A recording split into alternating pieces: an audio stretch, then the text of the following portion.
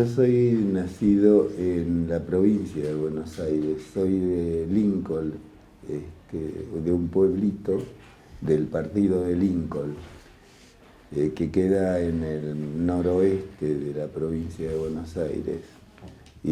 Pero a los 5 o 6 años, antes, mi familia se trasladó a la capital y estuvimos viviendo en Buenos Aires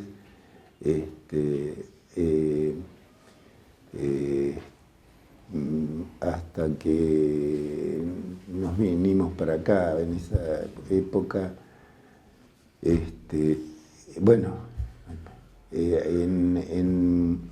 en Buenos Aires hice mi escuela primaria, mi escuela secundaria, que la hice en el colegio Mariano Acosta, un colegio que en aquella época tenía, además de primario y secundario, tenía profesorado para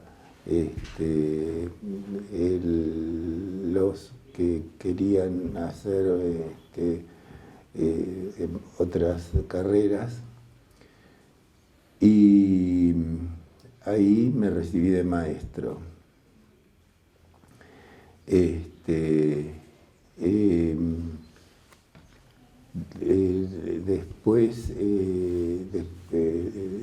Después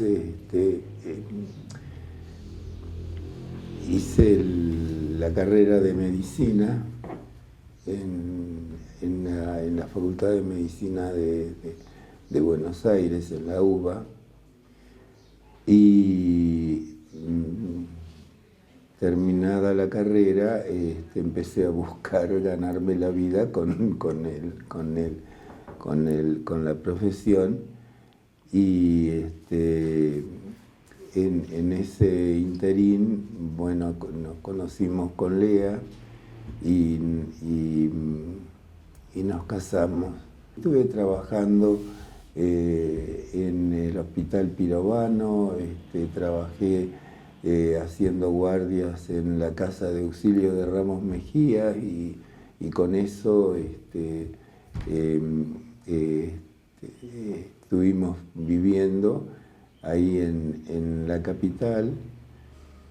Lo que pasa es que yo tenía a mis padres y en ese tiempo pudimos hacer todo eso viviendo en casa de mis padres.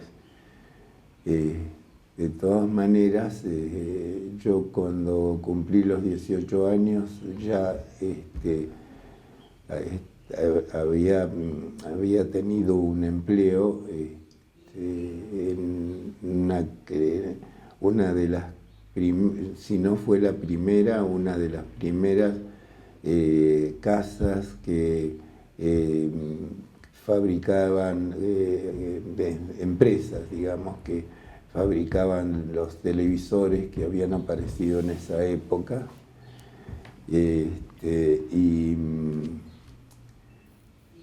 Y bueno, cuando nos casamos, tuvimos dos hijos, y estábamos bien, viviendo bien, ganábamos no mucho en esa época, no era muy rentable el trabajo así que uno pudiera hacer por su cuenta.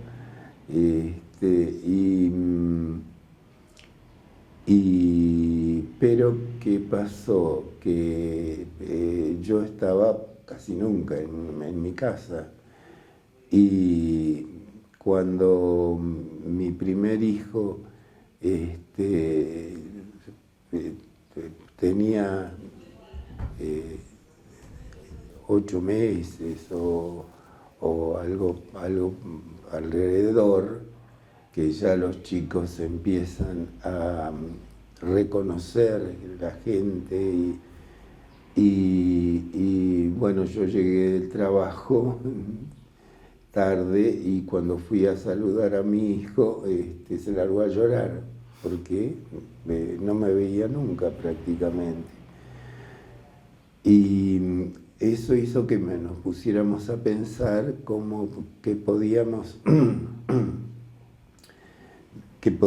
hacer para tener alguna actividad que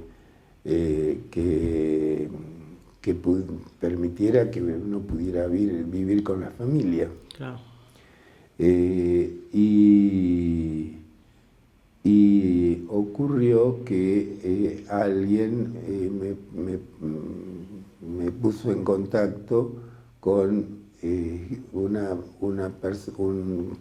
un compañero que tenía familiares en Neuquén y me hablaba mucho de Neuquén, un médico también.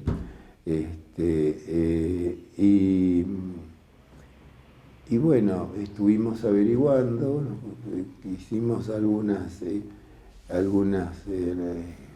búsquedas, y un compañero de trabajo del Hospital Pirovano tenía una amiga que en ese momento estaba trabajando en Neuquén como en la subsecretaría de salud que existía en aquella época.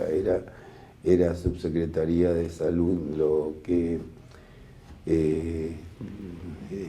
el nivel de la autoridad médica de la provincia.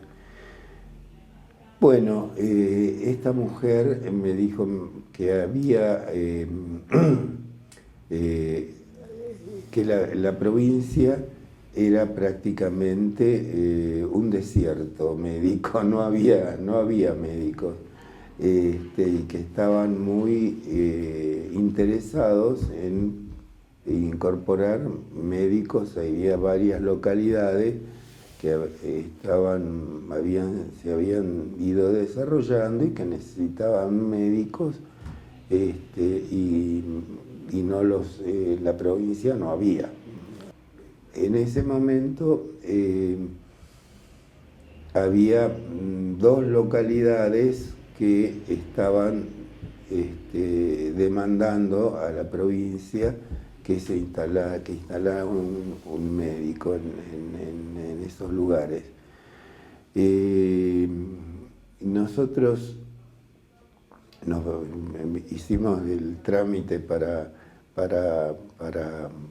conectarnos con ellos. Nos dijeron que estaban interesados en que viniera a Neuquén para hacer un contacto y charlar y ver qué se podía hacer. Y así fue que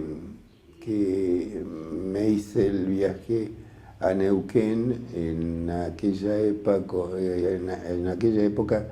en el vuelo que hacía el ejército. Tenía unos aviones que hacían periódicamente recorridas en distintas localidades del interior de la provincia, que eran vuelos para pasajeros civiles, eran aparatos militares, pero que estaban afectados al traslado de personal militar, pero también civiles, según la capacidad que hubiera. Y así fue como vine y pisé Neuquén. Ya teniendo el contacto con esta persona que me había hecho identificado los contactos con la gente que en aquella época estaba a cargo de la gestión del servicio de salud que era muy, muy limitado. Y bueno, cuando llegué, tuve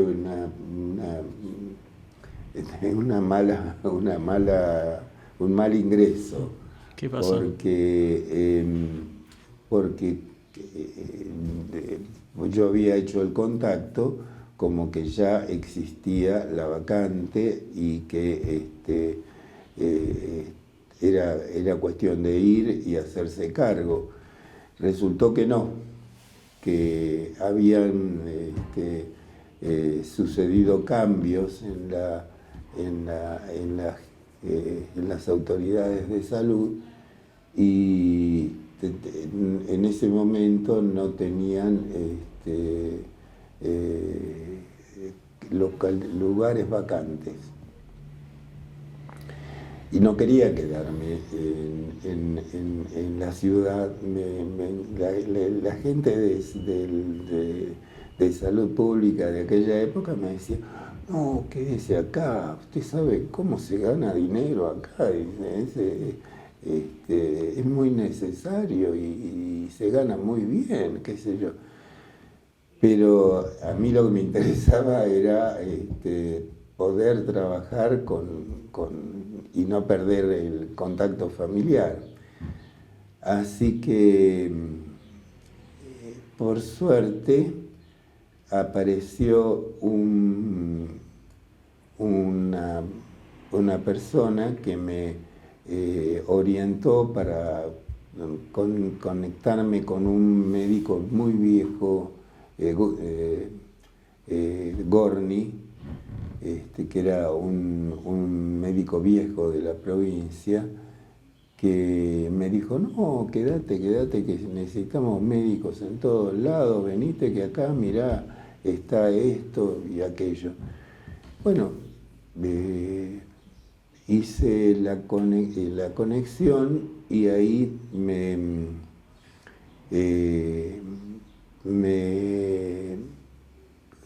dijeron que en ese momento lo que tenían era un lugar vacante, pero en un lugar, en una localidad muy chica de la cordillera, pero que no tenía, era una localidad cabecera de departamento, pero de departamento de desierto, no de un departamento, de una estructura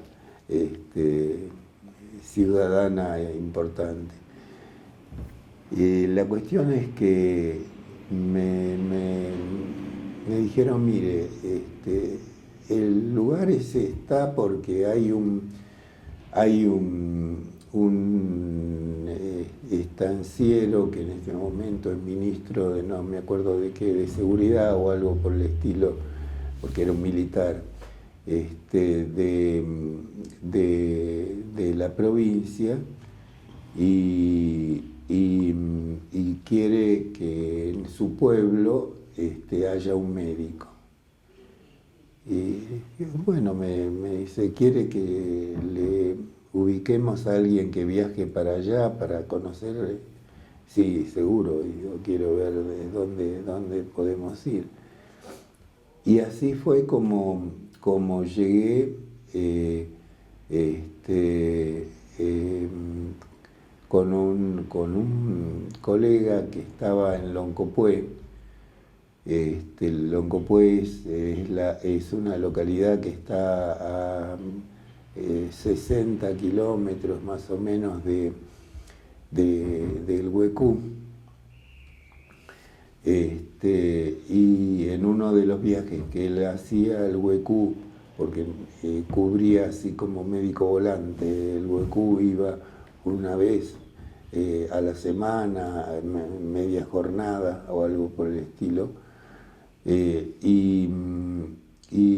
ahí conocí el Huecú.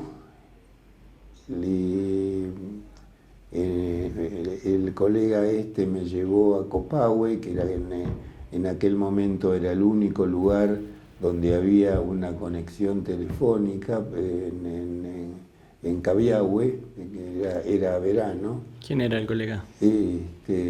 Pelayes, el doctor Pelayes, Fausto Pelayes. Fausto Pelayes era el médico de Loncopué en aquella época, un mendocino, una una persona excelente, que falleció lamentablemente hace pocos años. Y bueno, la cuestión es que a mí me gustó, pero yo no sabía cómo lo iba a tomar mi mujer, así que hablé desde ahí,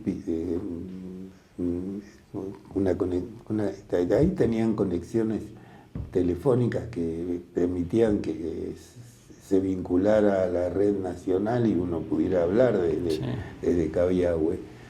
Así que hablé con Lea, que le dije, y Lea le gustó la idea, así que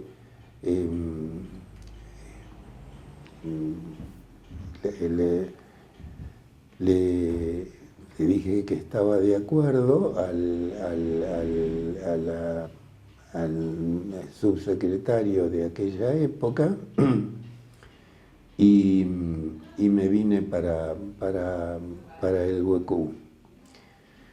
Cuando llegué, me encontré que no tenía un lugar disponible y estuvimos parando en la escuela. Las escuelas cerca del límite del territorial del país, se habían hecho cadenas de escuelas que tenían además de tener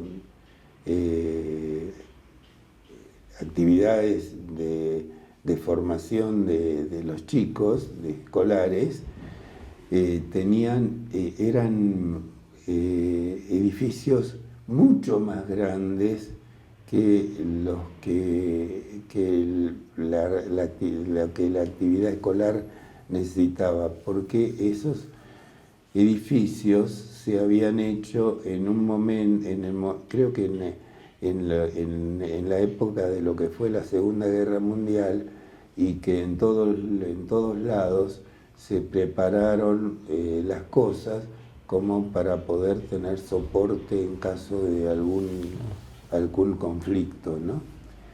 Y así que en la escuela nos cedieron a préstamo un aula de las que no usaban, y ahí estuvimos hasta que el municipio cumplió con lo que había sido el compromiso, que era que tuviéramos una vivienda para instalarnos y que se hiciera un edificio donde pudiera funcionar una salita de primeros auxilios, porque más que para eso no podía hacer yo que solo. Así que así fue que fuimos Lea y yo a parar al Huecú con nuestro hijo, que era muy chiquito, en aquella época tendría 8 meses. ¿Y cómo era la atención ahí en el Huecú, la atención de la gente? La atención de la gente y fue interesante. Te estaba diciendo de la atención de la gente. Atención de la gente. La gente no tenía el hábito de ir al médico, porque no sabía lo que era un médico. Lo que había era lo que llamaban curiosas, que eran mujeres viejas casi siempre, que tenían alguna práctica en ayudar a las mujeres a parir, y que funcionaban también como curanderas, pero ahí les decían curiosas, que es un término que no tiene que ver con que pareciera para nosotros que una curiosa es una que se metida, ¿no? Sí. Algo por el estilo. No, el sentido de curiosa es para esa gente en ese momento eran gente que cuidaba de curar, Claro. de curar, Curadora. curadora. Pero tenían bastante experiencia y no desaciertos. Me acuerdo que yo por ver qué habilidades tenían, a una mujer que llegó con un embarazo, le digo, ¿y cómo mira usted cómo está el bebé en la pancita de la madre? Y la mujer me hizo los procedimientos, pero que eran prácticamente los que nosotros hacíamos para ubicar la posición del feto, para ubicar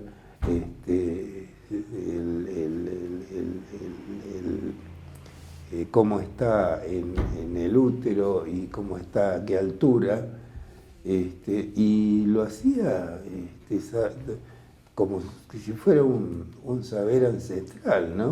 Y uno había estudiado eso en el libro. Gracioso el tema. Bueno, al principio tuvimos algunas dificultades con la curiosa, porque la curiosa era metida. Entonces, por ahí uno veía que hacían cosas que no eran, que eran por ahí negativas para la gente. Así que algunas discusiones tuvimos, pero al poco tiempo me acuerdo que yo un día le digo, bueno, yo le voy a preparar una cajita con hilo, con gasa, para que si usted va a asistir a alguna mujer que va a tener familia, que tenga material limpio mientras me llama a mí o cosas por el estilo. Y me dijo, no, dice, no. Dice, yo a partir de ahora, usted es el que va a hacer las cosas, me dice. Yo, dice, la voy a ayudar, igual a las mujeres, voy a estar con ella, pero no, dice, para eso va a estar usted. Así que muy cordial fue la relación con ella y estuvimos con muy buenos contactos. Me habló mucho de las hierbas que tenían y para qué las usaban cada una. Bueno, aprendí mucho con ella.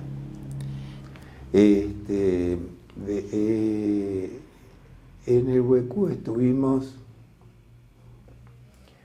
cerca de 2 años. En el interine,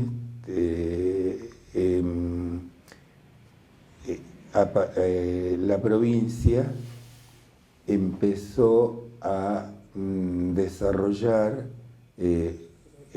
un proyecto de sistema de atención de la salud y formaba parte de un modelo nacional que fue en la época de Vigil, que tuvo mucha presencia, lo que era el modelo como es de regionalización. Sí. Eso fue, sí, en los años 60. En los años ya. 60, sí. Sí.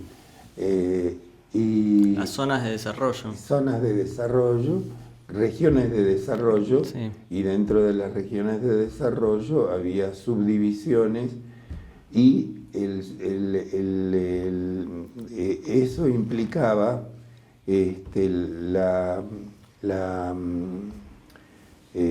desarrollo también de estructuras de servicios, entre ellos el de salud, que no tenían personal que tuviera experiencia o formación en gestión de recursos de salud. Así que por ahí en el 68 nos ofrecieron a varios de los médicos de Neuquén, 4 éramos de los médicos de Neuquén, nos ofrecieron, te estoy hablando todo del área de salud pública, Sí, había sí. médicos privados en la ciudad de Neuquén, Sí, no, pero de dependientes de salud pública estaba el hospital de Neuquén, que ya existía, más chiquito que lo que es ahora, pero estaba funcionando. Y bueno,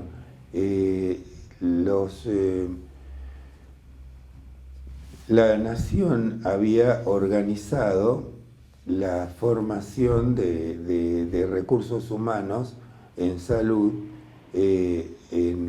para cubrir las distintas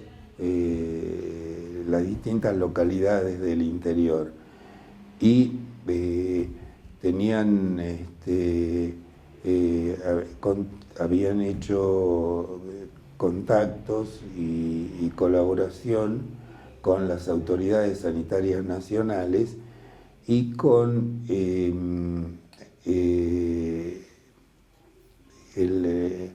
el fondo, ¿cómo era? Bueno, un fondo que estaba disponible para brindar recursos esencialmente formativos, ¿no? de personal. La unión de esos recursos hizo que se hicieran en varios lugares de las provincias, se hicieran capacitaciones. En la época que yo estaba en el UEQ, la primera fue una capacitación en formación de recursos de salud,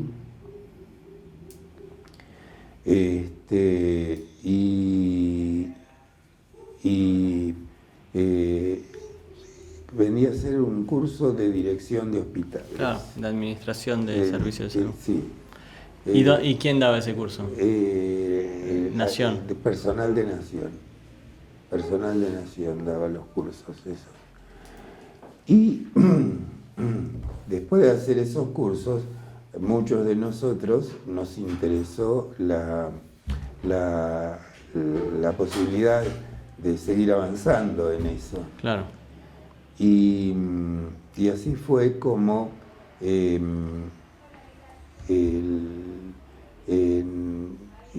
nos invitaron a otro curso que era ya de dirección de hospitales, y que se hizo en Viedma,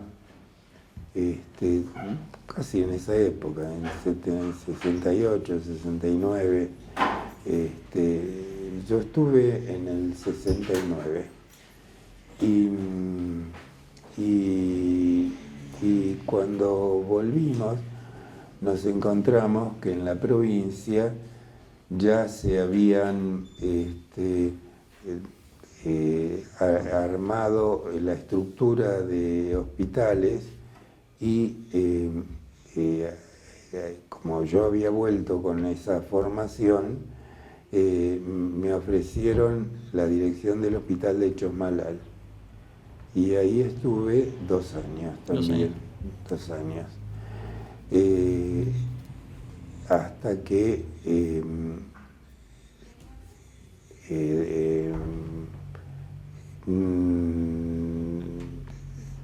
me ofrecieron, por una cuestión más bien política, me ofrecieron ir a San Martín de los Andes. Y el motivo era que, viste, en un pueblo chico, el médico es de alguna manera un personaje. Una figura, sí. Y yo no me había dado cuenta que había distintos grupos políticos que se habían interesado por captar al médico del pueblo. Yo me había manejado siempre con mucho respeto por todas esas cosas, pero no participé con ninguna. Entonces, cuando llegó ¿cómo se llama?, la época de las actividades políticas, por lo que me contó uno de los vecinos, ¿no? Porque yo no entendía por qué en tan poco tiempo me habían ofrecido ir a un lugar que en aquella época era un lugar de privilegio, San Martín de los Andes. Sí. ¿Y qué es lo que había pasado? ¿Qué? ¿Qué es lo que había pasado? No, había pasado que algunos dirigentes políticos tenían la preocupación para qué lado yo iba a patear la pelota cuando vinieran las elecciones. No querían tener seguro que el médico, que en un pueblo de ese tamaño es un personaje, ¿no? Y a ellos les preocupaba que alguien que no fuera de su total conveniencia pudiera llegar a tener autoridad, respeto de mucha gente y que le estropeara el negocio. Así que fui a parar a San Martín de los Andes contentísimo, creyendo que me habían ascendido y era que simplemente me habían sacado para que no jugara el partido, ¿no?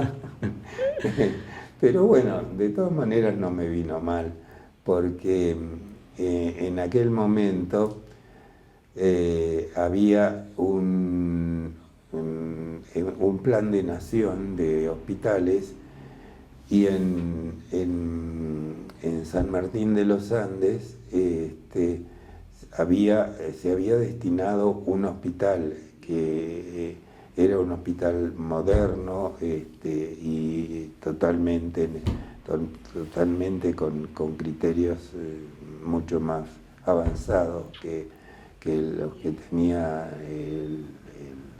los hospitales de esa época, que es el que está,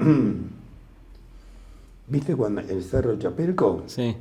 Bueno, ahí hay un edificio que ahora no sé de qué será, pero en aquella época lo habían hecho como un edificio para turismo, pero que como la urgencia era mayor para salud, habían destinado que ese hospital se iba a dedicar, eso se iba a convertir en un hospital nuevo. ¿Y ahí fuiste de director también? Ahí fui como director, sí.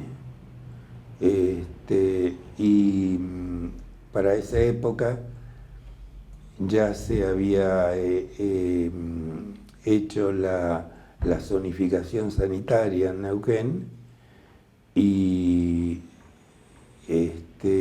también los colegas de la subsecretaría me pidieron que me presentara como candidato para la jefatura de la zona sanitaria. Que yo digo, si yo estoy hace un año nomás de director del hospital, y me dice, no, pero ¿sabés qué pasa? Que hay un médico, pero que patea para el lado de los que quieren hacer guita, y no quisiéramos que el hospital lo llegue a ganar esta persona, y el único que tiene antecedentes sos vos, así que, bueno, me convencieron. ¿Quién estaba en la subsecretaría en ese momento? ¿Se acuerdan? En aquel momento estaba el doctor Pellín, y había un equipo, ¿no? Sí, sí, de salud, pero el que era más, que tenía más jerarquía era Osvaldo Pellín. Y la cuestión es que estuve ahí como director de hospital y jefe de zona. ¿Y la jefatura de zona qué implicaba? Implicaba la responsabilidad de supervisar los hospitales del área que correspondía a la zona, esa era la zona sanitaria 4, Sí. Y tenía varios hospitales, Junín, Aluminé, Villa Langostura, y Junín, Aluminé, Villa Langostura, sí, porque no había más hospitales en ese momento. Y bueno, ahí estuvimos hasta el 78, creo, 78 más o menos, que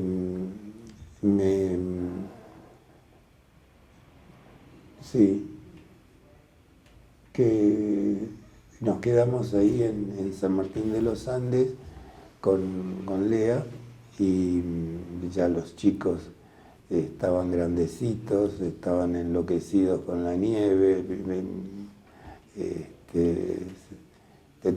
les quedó, los dos siguen yendo todos los inviernos a esquiar a Chapelco. ¿Y qué tal fue esa etapa? No, fue interesante, fue muy, muy interesante. Hicimos un hospital muy abierto, la gente estaba muy satisfecha porque, bueno, Elsa Moreno había influido mucho en nosotros y tenía algunas doctrinas que a uno le habían quedado impregnadas, ¿no? ¿Cómo cuáles? En cuanto a nadie entra al hospital sin ser atendido. Yo no sé si vos tendrás alguna experiencia en ese sentido, pero era muy común que dijeran, bueno, atiendo 5 pacientes y el resto que venga mañana, ¿no? Esto estaba prohibido.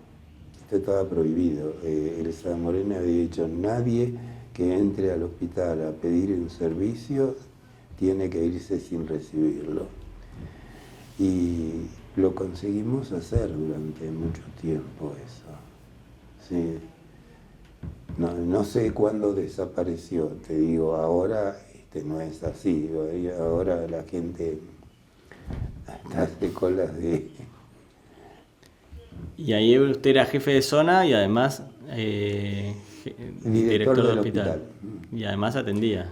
Sí, atendía, pero tenía que hacer una recorrida mensual en cada uno de los hospitales y hacer la supervisión del hospital, lo que hacíamos en aquella época, porque no era siempre gente con mucha formación la que vino.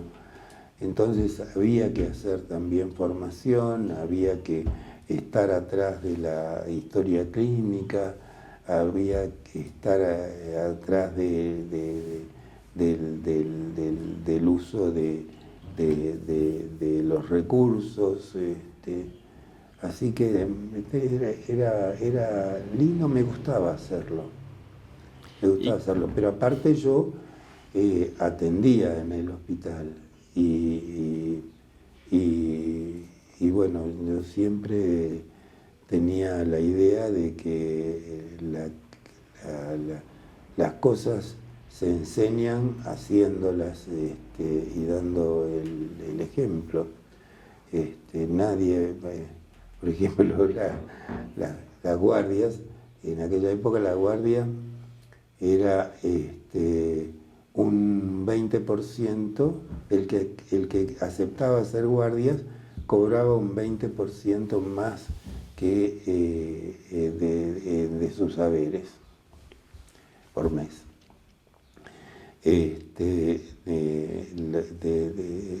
Después de un tiempo se pasó a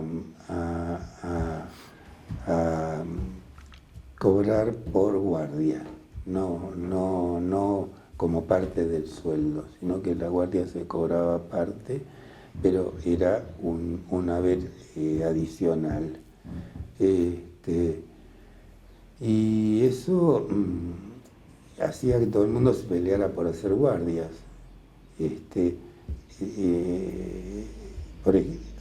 A mí, por ejemplo,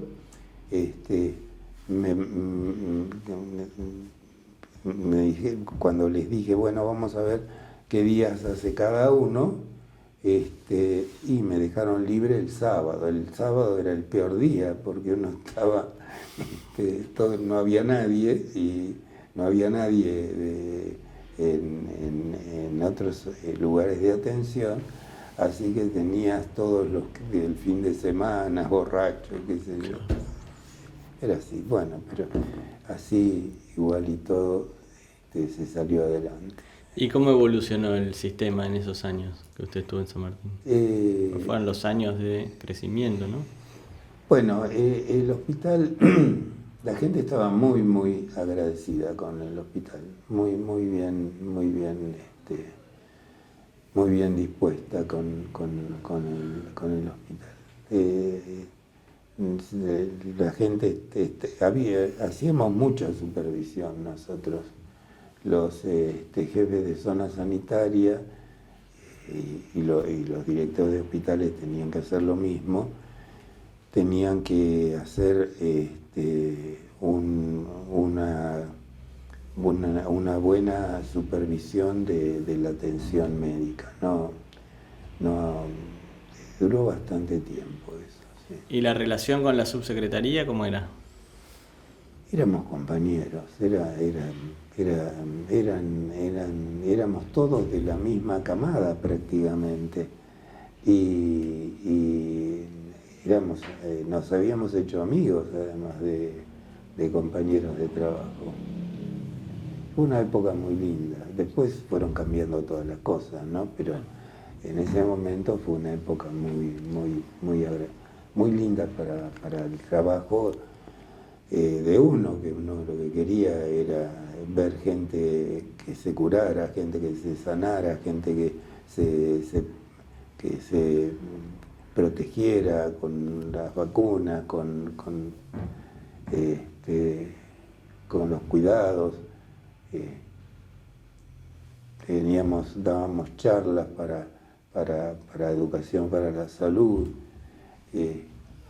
pero que eran todas, nadie nos las indicaba, las hacíamos porque estábamos interesados en que la gente viviera bien y sobreviviera bien.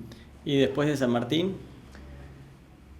Bueno, después de San Martín ya me vine a Neuquén.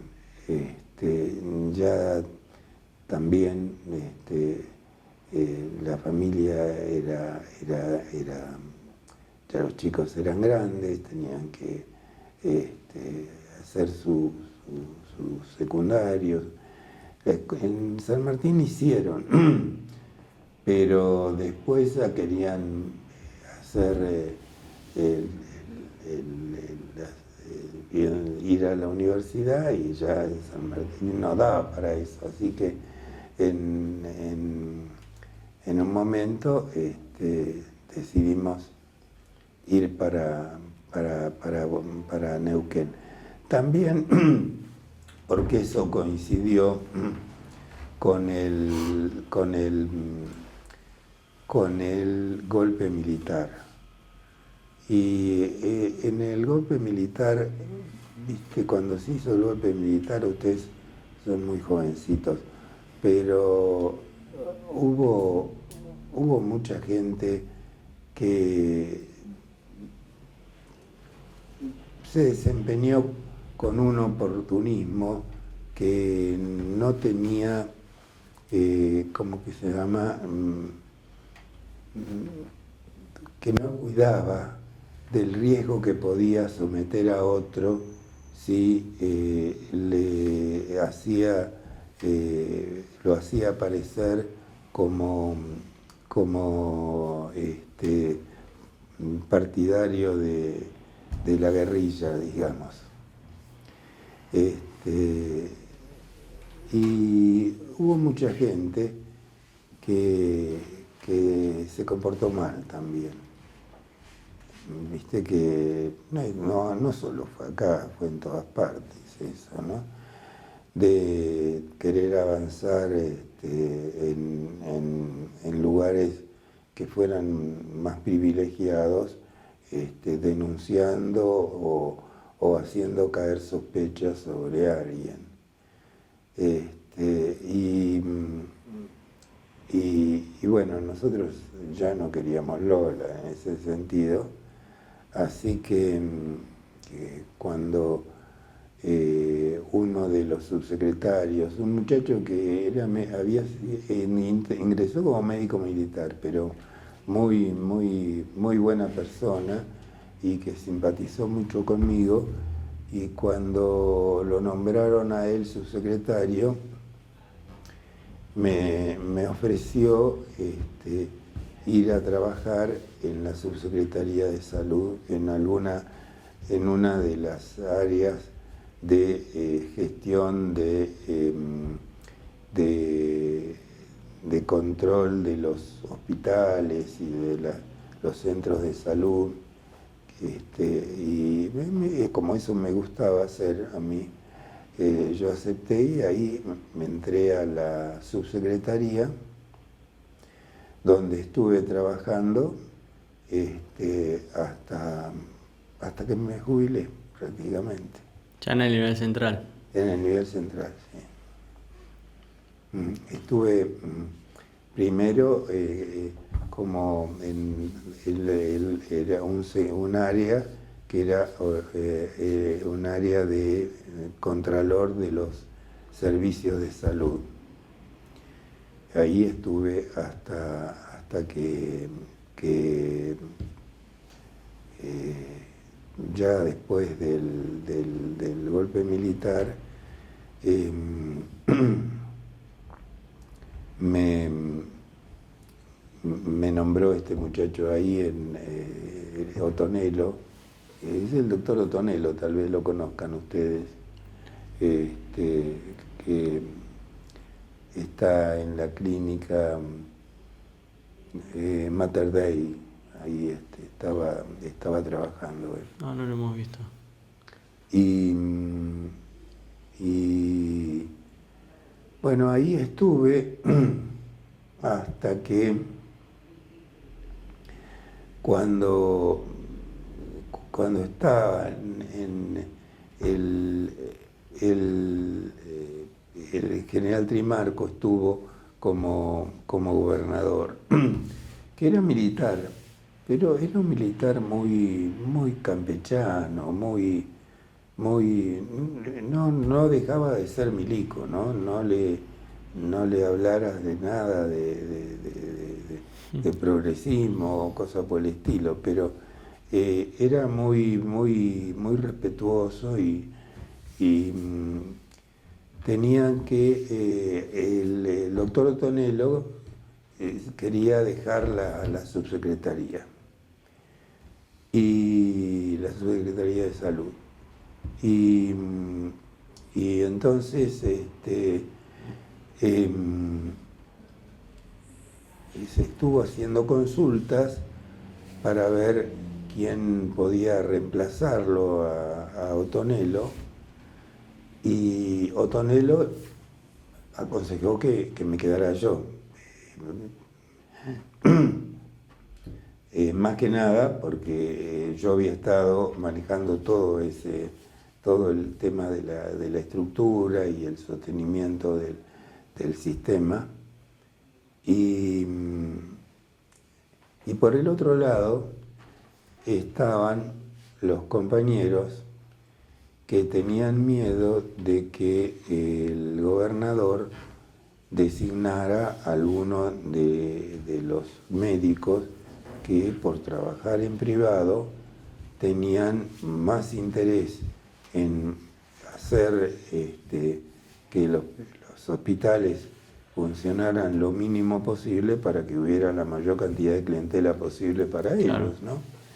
Así que los colegas que estaban en nivel central en aquella época, y que eran todos médicos de hospital, no eran médicos que venían de las clínicas privadas,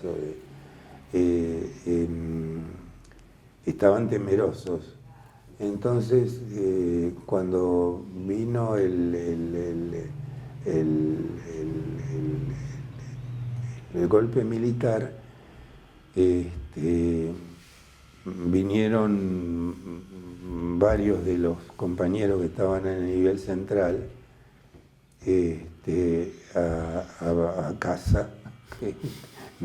Me acuerdo todavía que estaba, esto no estaba así, era distinto la casa. Y me dijeron: Antonio, vos sabés que tenemos un problema porque están queriendo que el director de una clínica que era famoso por su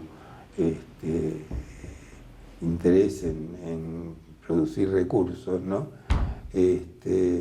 Dice, quieren nombrar a fulanito, y si lo nombran se nos va todo al diablo, dice. Vos sos el único que no tiene, ¿cómo te diría? Yo no tenía, yo tengo ideología política, no te lo niego, pero una de las cosas que tuve siempre fue el cuidado en separar lo que fuera la actividad hospitalaria con la actividad partidaria, digamos. Y yo sabía que el tener una actitud así partidaria te podía favorecer con la gente que estaba en ese momento teniendo la manija, pero no al público, a la gente, a los clientes, a la clientela del hospital.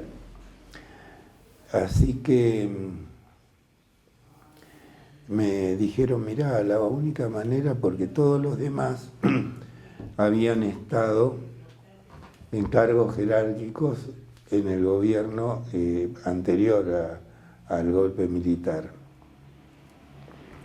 Y esas personas estaban, las habían separado, las habían sacado del plantel. Así que yo me quedé, pero con una función de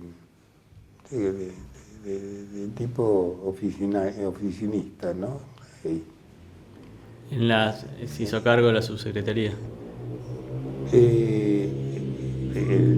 Después sí, porque los compañeros me dijeron, mira, la única manera es que vos aceptes la subsecretaría, porque si no van a poner a tal y cual que lo que está esperando es privatizar el hospital. Ah. ¿Y cómo fue esa etapa? Fue difícil, pero no tanto como yo temía, porque el equipo de compañeros que estaba en la parte de gestión del sector se mantuvo muy acompañando mucho, apoyando mucho y bueno, con la prudencia que tenías que tener para no aparecer crucificado por algún tipo de actitud o gestión, ¿no? Pero bueno, lo superamos. Y el hospital estuvo dando los mejores salarios. La gente iba al hospital a trabajar, pero iba a trabajar porque le convenía ir al hospital a trabajar, porque el hospital se pagaban buenos sueldos, porque en el hospital era el único lugar que teníamos, habíamos conseguido el acceso a los mejores niveles de tecnología, porque teníamos formación permanente y se les daba posibilidad de hacer cursos, así que la gente estuvo trabajando bien y ganando bien. Y no nos tocaron a nadie. ¿Y no hubo favorecimiento de los privados finalmente? Los privados ganaban bien también, porque una de las cosas que hizo el sistema de salud provincial, es decir, los establecimientos oficiales, fue ¿cómo te diría?, hacer que la gente conociera las bondades de una buena atención médica, que no tenían todos buenas experiencias con la atención privada. Y el hospital empezó a ganar mucho prestigio.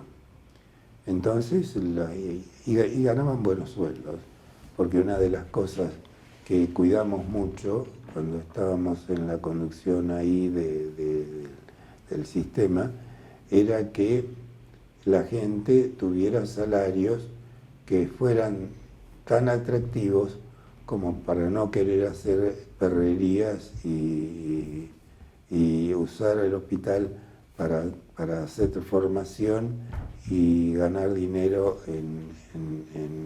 fuera de él, ¿no? Claro. Así que No, fue muy difícil y fue, qué sé yo, tiempo de mucho temor, de mucho miedo, porque vos no sabías con quién te podía aparecer con una denuncia que, por más que fuera disparatada, primero te encanaban y después te preguntaban, ¿no? Así que fue una época donde hubo mucho temor, pero también hubo muchas satisfacciones. ¿Y ahí después cómo siguió? No, después directamente, después directamente yo no, no, no, no, ya no me interesaba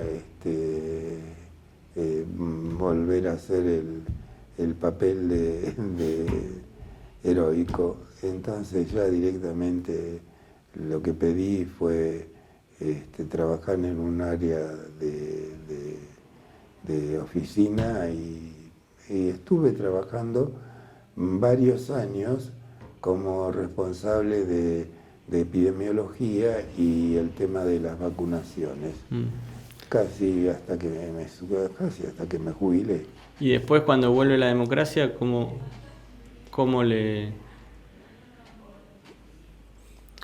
vivió o cómo fue cómo se revalorizó esa experiencia?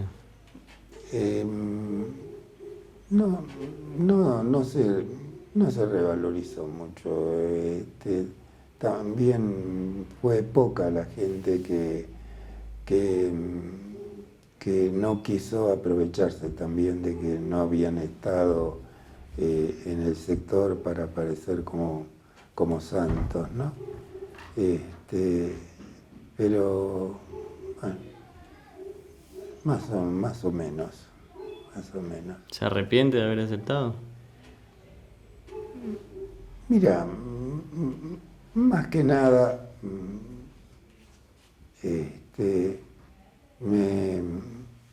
sí, me duele algunas cosas, ¿no? Porque la gente no siempre es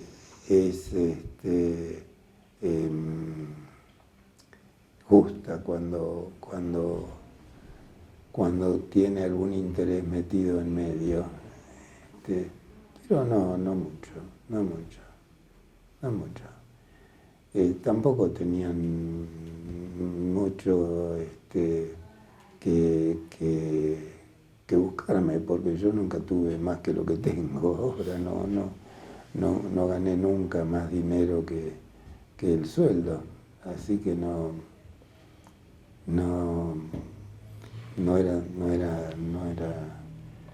era sencillo encontrarme la matadura, como diría el criollo, ¿no? Y si tuviera que hacer una evaluación más general de su vida y de su decisión de haberse venido a Neuquén, ¿cómo evalúa? No, nosotros estamos seguimos estando muy contentos de estar en Neuquén. Siempre nos encariñamos con Neuquén.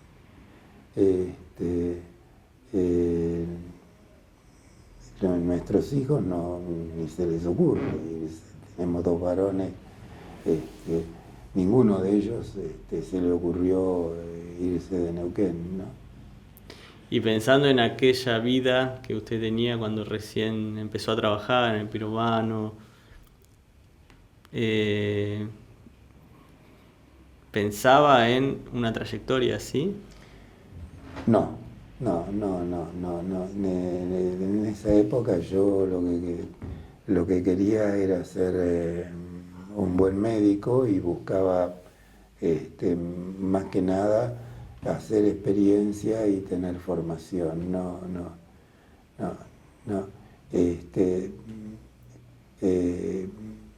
Fue una cosa tan distinta que me resultó interesante, ¿no? Lo que hice. Después sí, muchas veces pensé, ¿para qué me tengo que quebrar la cabeza si realmente puedo vivir, podría vivir tranquilo y ganar mucha guita sin, sin tener que preocuparme yo ni que preocupar a mi mujer? Pero bueno, ya está hecho, ya está.